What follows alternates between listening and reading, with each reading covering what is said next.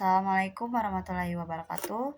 Perkenalkan, nama saya Alisa Luti. Saya dari kelas E Pendidikan Ekonomi dan di sini saya akan memaparkan materi sejarah bahasa Indonesia dan etika bahasa Indonesia. Pada gambar ini di sebelah kiri sejarah bahasa Indonesia yang pertama ada akar dan asal-usul.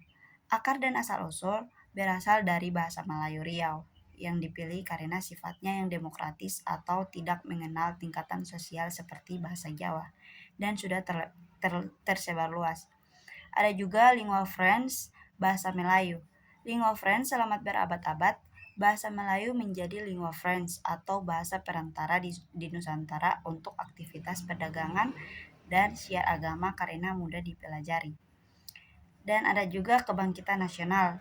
Kebangkitan nasional di awal abad ke-20, para tokoh pergerakan mulai menggunakan bahasa Indonesia sebagai alat perjuangan untuk menyatukan beragam suku melawan penjajahan.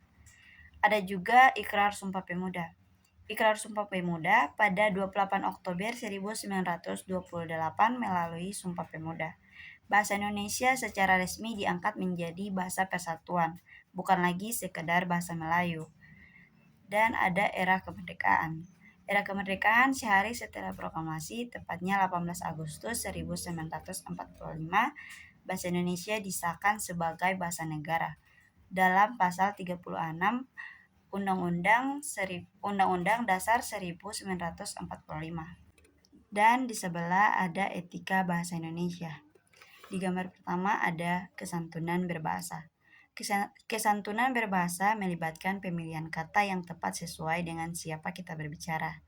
Intinya adalah meminimalkan rasa malu atau tersinggung pada lawan bicara atau teori kesantunan dan memaksimalkan rasa hormat. Ada juga penggunaan bahasa baku. Bahasa baku ini digunakan dalam situasi formal seperti pidato, suatu resmi, karya ilmiah, atau saat berbicara dengan orang yang lebih dihormati atau belum dikenal. Dan bisa juga memberikan kesan profesional, serius, dan menunjukkan wibawa serta rasa hormat terhadap institusi atau acara. Dan di sini juga ada menggunakan bahasa non baku yang digunakan dalam situasi santai seperti nongkrong atau obrolan keluarga atau media sosial pribadi yang digunakan menciptakan suasana akrab, cair, dan mengurangi jarak sosial antara pembicara. Dan di sini juga ada menjaga keharmonisan yang menggunakan bahasa baku di tempat santai bisa dianggap kaku, sebaliknya menggunakan bahasa non baku di forum resmi dianggap tidak sopan. Keharmonisan tercapai jika kita mampu menempatkan diri, tahu tempat dan lawan bicara agar komunikasi berjalan efektif tanpa melukai perasaan. Assalamualaikum warahmatullahi wabarakatuh.